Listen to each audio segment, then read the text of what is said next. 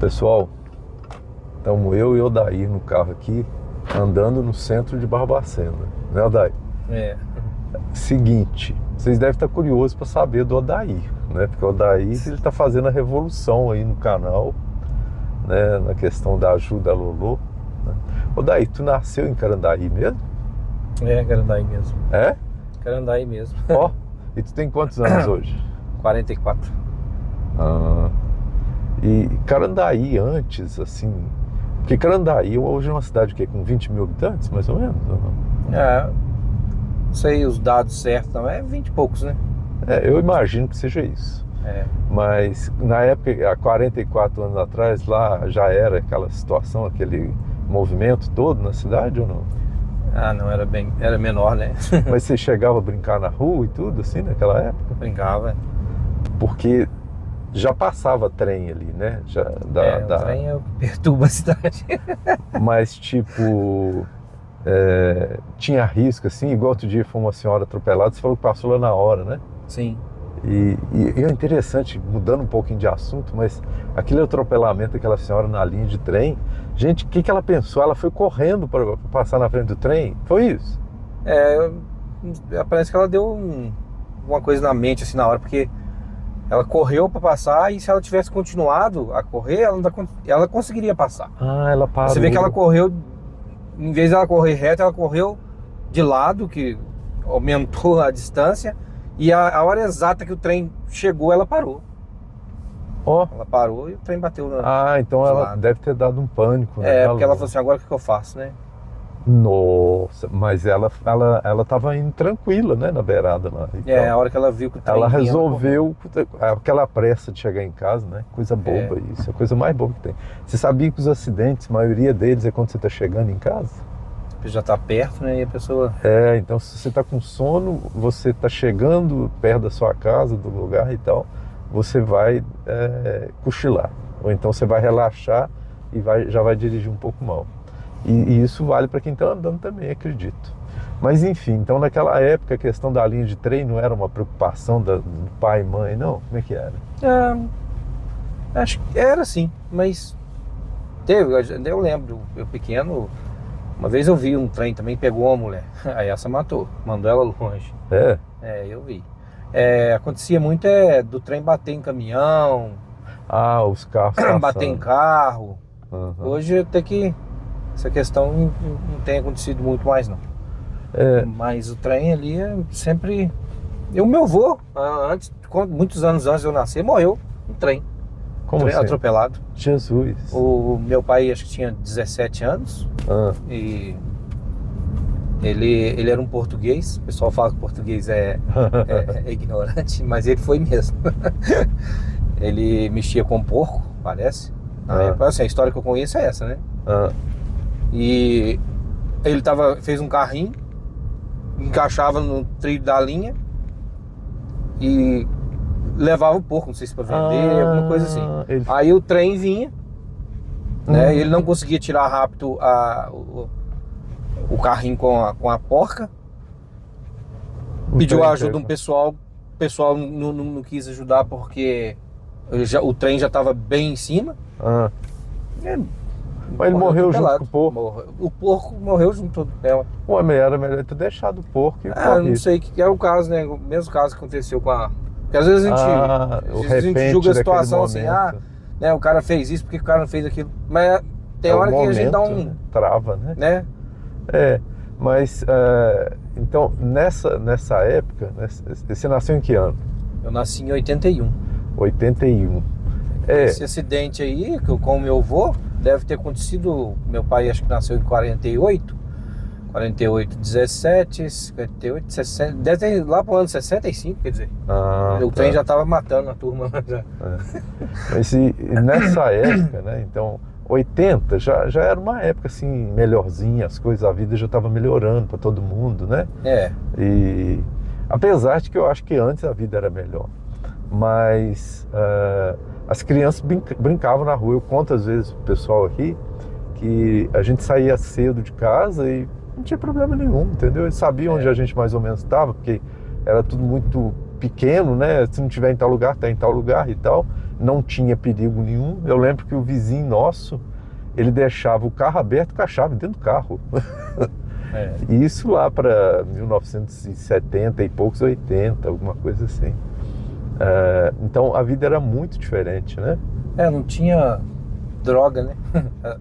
Poderia ser que tinha, mas não assim, igual hoje, né? Mas era tipo assim, chamava muita atenção quem estava nesse meio, né? Pois então aí a pessoa... era chamado os perdidos da família, né? Esse sujeito aí é perdido, não tem mais jeito não e tal. Mas o que você lembra daquela época lá, assim? Né? Porque hoje, com 40 e poucos anos, eu já tô com 59, 60, eu sempre esqueço que eu fiz 60. E então já é uma outra geração, né? E como que você viu da tua infância e depois adolescência, juventude e maturidade?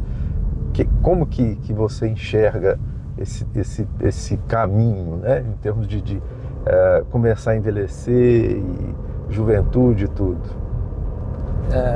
Sim. Na tua época já tinha que começar a trabalhar cedo também? Sim, eu comecei a trabalhar definitivo mesmo com 12 anos, mas com 10 anos eu já trabalhava. Tipo o quê? Entendeu? Com 10 anos eu vendia pipoca. Tinha um carrinho de pipoca. Que legal.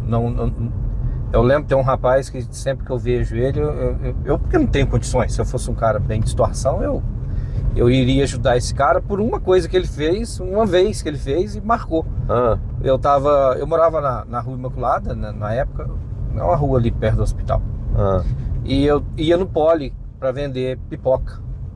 E eu não conseguia empurrar o carrinho morro acima. E eu tentei, eu tinha 10 anos, né? E ele tinha um carrinho de pipoca, esse rapaz. Que hoje ele é bem mais velho que eu, né? Hoje deve estar aí com 60 também. Aí ele pegou o meu carrinho e empurrou. Ele subiu o morro todo, quer dizer, tipo assim, eu tava indo lá pra fazer uma concorrência com ele, e ele empurrou o carrinho e levou ele pra mim lá. Eu subi o morro com o carrinho. Você tinha um carrinho de pipoca daqueles, aquele negócio que gira assim? A minha irmã mandou fazer, né? E era pra eu vender, mas tipo assim, meio que o lucro era... Eu nem sei como que era, o que vender,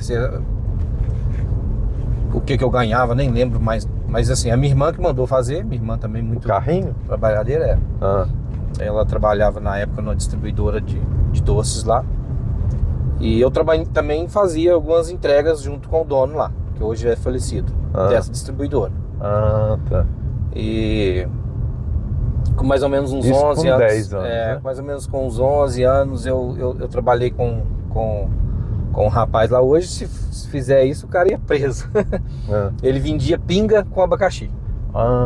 E eu trabalhava, eu ia de manhã cedo, porque eu estudava de tarde.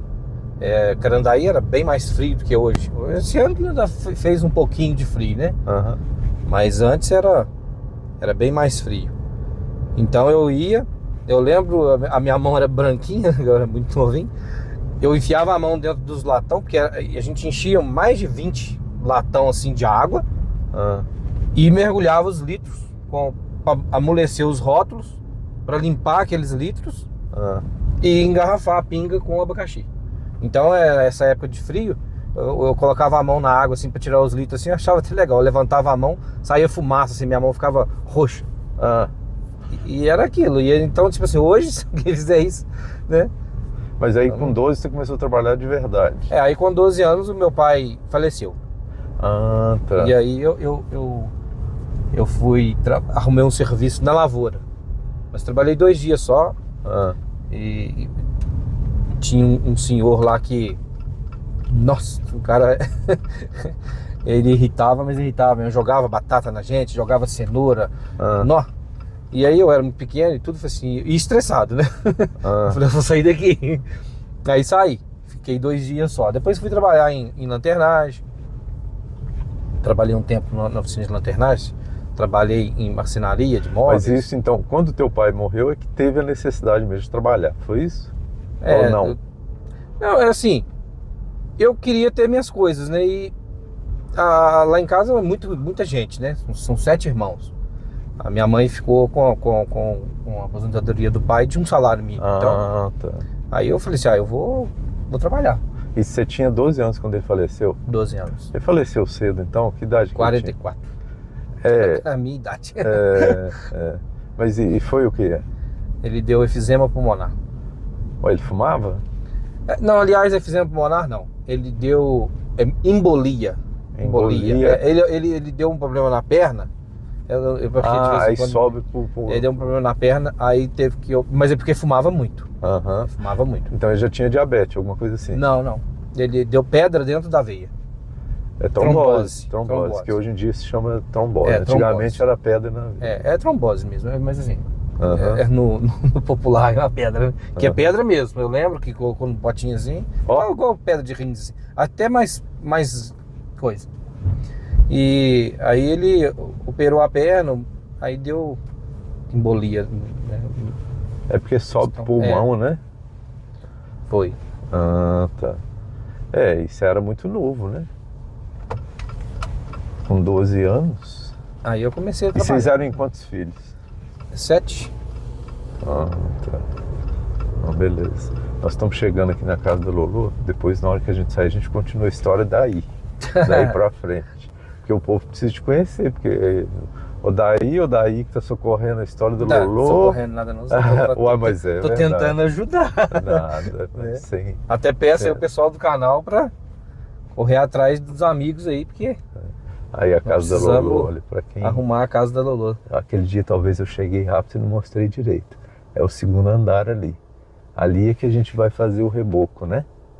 A de baixo já é rebocada, eu não tinha prestado atenção nisso. E naquelas gretinhas ali, onde ela dorme, bem naquele cantinho ali, né? Para cada janela.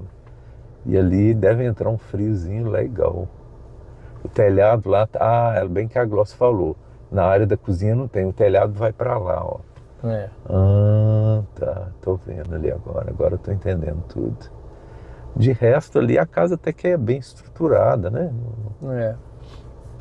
A construção lá do telhado em cima bonitinha, tudo ajeitado. O Dodô já chegou na varanda ali, ele viu que a gente tá chegando. Mas aí a gente continua a história.